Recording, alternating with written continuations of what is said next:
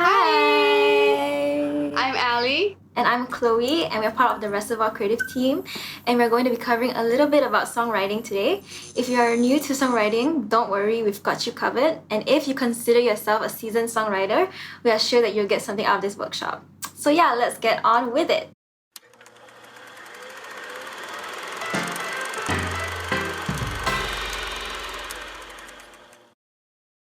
So, just a quick disclaimer, we are aware that there are many ways one can write a song. But for simplicity's sake, we're just going to stick to four main areas of songwriting. So we're going to talk a little bit about structure, then chords, melody, and lastly, lyrics. So firstly, structure. For this video, we're just going to introduce you to a very basic structure right here. It just starts with an intro, verse, pre-chorus, chorus, repeat that, have a bridge, and then the chorus at the end. So this is a very, very common song structure that you will hear all over the radio today. But if you feel comfortable enough, feel free to stray away from this. So once you have your structure down, it's time to look at chords. So chords are the foundation of your music. So there's two ways that we're going to talk about in this video that you can create your chord progression. So the first way that I'm going to be talking about is a more do-it-yourself method, and it requires a little bit of music theory knowledge. So it first requires you to pick a key. So you have to choose what key your song will be in. And if you're not sure what a key is simply, you can think of it as colors on a palette. If I were to draw a sun, for example, I would use specific colors on that palette. I'll be using the yellows and the oranges and maybe some reds, but I wouldn't be using colors like green or purple, right? Perhaps if I was like particularly skilled in painting, then I could find a way to incorporate greens and purples and still make it look like a sun. But that's a little bit advanced. But for now, we're gonna look at just keeping it simple. So for the sake of keeping it simple, I suggest using the key of C if you're a beginner, because C is the most basic key, and if you're on the piano, it's all your white notes. So once you have a key, alright, preferably C, you can then decide what chords to use. And I suggest using diatonic chords. And all diatonic means is that the chords already exist in the key. So how do you know what chords are diatonic to the key? And that's where this little diagram comes in handy. So this is called a circle of fifths, and it shows you what 6 diatonic chords you can use in your song. So if you're in the key of C, for example, you will be using F, C, G, D minor, A minor, and E minor. These are your 6 chords, 6 diatonic chords. If you're in the key of G, you'll be using these chords. If you're in the key of D, you'll be using these chords. So that's pretty straightforward. Another thing that you need to be aware of are cadences. So cadences are musical full stops in your music. So you want this at the end of your progression to make it sound complete or make it sound finished, and there's a sense of resolution when you listen to it. So the most common cadences are 4-1, so that's F to C, or 5-1, that's G to C. And this will apply in any other key you choose to do your song in as well. Now, if this is a little bit overwhelming or if you don't speak theory, that's totally fine. Chloe's going to show you another way you could do it. Yeah, so just like what Ali has said, if you're not familiar with anything to do with chords or music theory, another way you can come up with a chord progression, is by using a chord generator, which we will leave a link down in the description below. Of course, we strongly encourage you to learn a little bit about music theory. That way you'll be able to have more options to choose from, or as an artist would say, more color pencils to color with. Okay, so now that you've decided on your chord progression, you can move on to creating your melody. There are so many ways to go by it. We're going to show you a method that creates melodies in an intuitive way. You want to get familiarized with your chord progression by jamming or vibing to the music. While doing that, you might even find yourself already humming to the music, to your chords. It is not necessary to have lyrics ready. You can sing gibberish or mumble to the tune that you are humming to. You might feel silly or feel weird at first doing this, but it's just a means for you to keep the flow going. Yeah, an important tip to take note of is to record your songwriting sessions.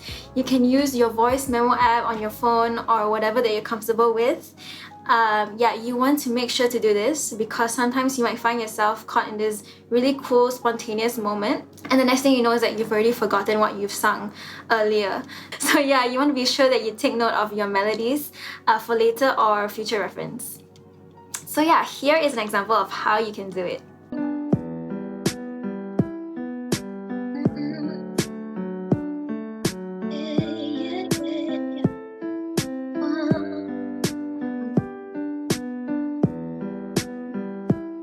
How do you know how I feel? Do you care? Do you even care? Why I try again and again and again. Okay, now that you've gotten a clearer view and a rough draft of your melody, the next thing you can do if you want to further enhance the quality of your song as well as your songwriting is to include a motif in your song.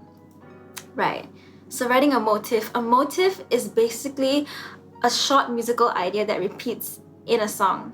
Why should we add motifs to our song, you may ask? The reason is that using motifs can play a huge part in making your song unforgettable. There are 3 things to keep in mind when writing a motif in your song. One popular way of writing a motif is the use of repetition.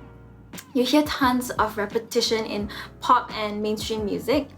A good example would be Justin Bieber's famous song Baby, which the chorus goes like, baby, baby, baby, oh, like baby, baby, baby, no. And it goes on and on and on. It's short and it's straightforward, which makes it easy to remember and also hard to forget because it just sticks. In this way, motifs can really captivate your audience. There are many styles involved when it comes to songwriting. If you like writing long melodies, it's totally fine. This is just a tool that you can look at. Okay, lastly, rest spaces. So if you know the song Lean On Me by Bill Withers, it starts with him humming. So it goes like, and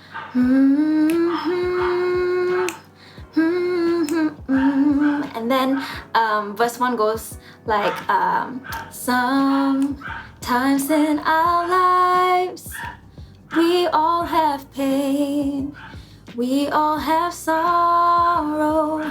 So you can see that there are gaps in between those words, and there are pauses between those words, and it allows your audience to have almost like have these rest spaces.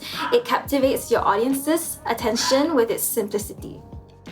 So another way that you can sculpt your melodies is through melodic contrast, and this is definitely useful once you have established a motif, like Chloe talked about, because it's kind of hard to do the opposite of something if you're not sure what that something is to begin with. So there are 3 main ways that you can have and create melodic contrast. So the first way is with note length. So you may have really short notes in the verse and really long notes in the chorus. A great example is this song by Avril Lavigne, so I'm With You.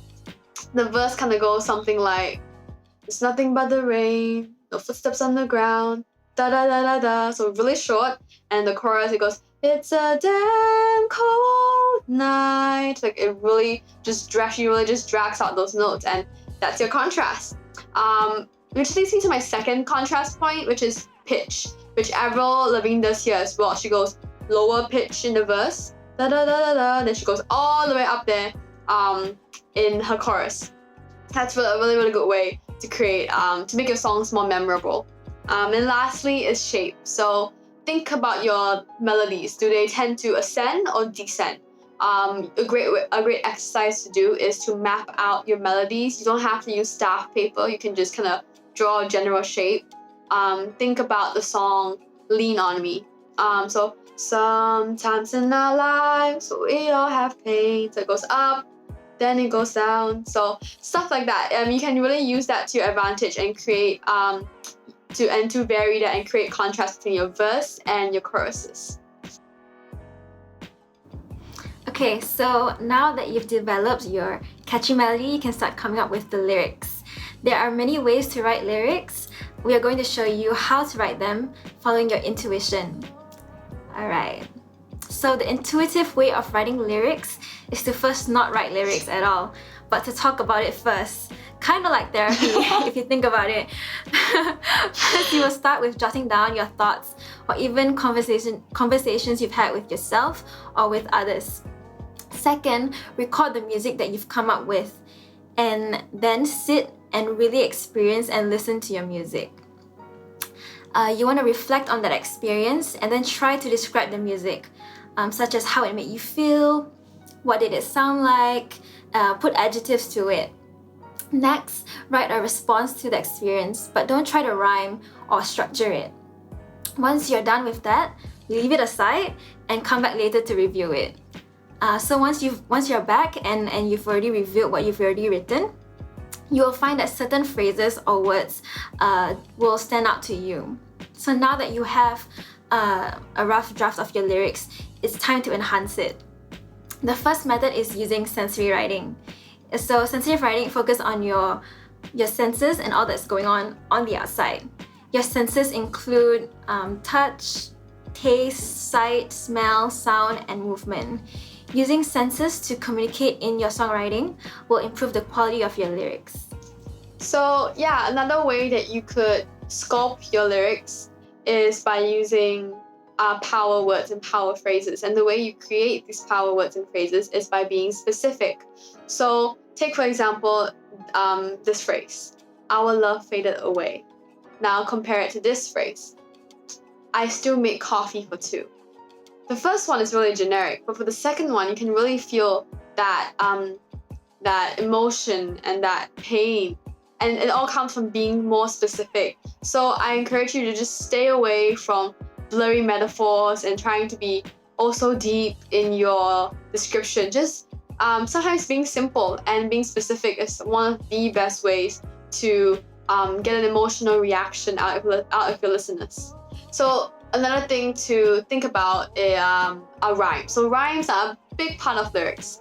Not every song rhymes, not every song needs to rhyme, but if you're starting out, definitely consider rhyming and look into it. So one of the most common rhymes are end rhymes. So like the word doom and gloom.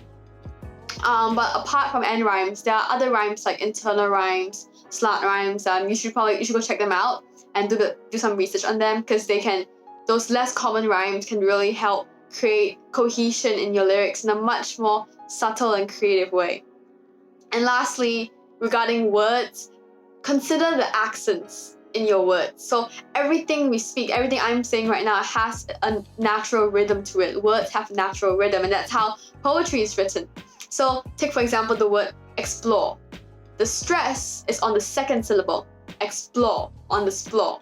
Whereas you can also have the opposite. So words like syrup, the stress on the syrup is on the first syllable.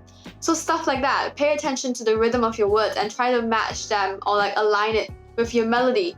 Normally this happens quite naturally when you sing, when you write your lyrics, but it is something worth paying attention to, especially when you're listening back to recordings. Nice. So yeah, that's all that we have for you guys. We hope that you've gained some useful knowledge on songwriting. In closing, we want to leave with you this quote from author Julia Cameron, in which she says, "Writing is more about the practice of writing something down rather than thinking something up." So yeah, thank you for tuning in, and bye!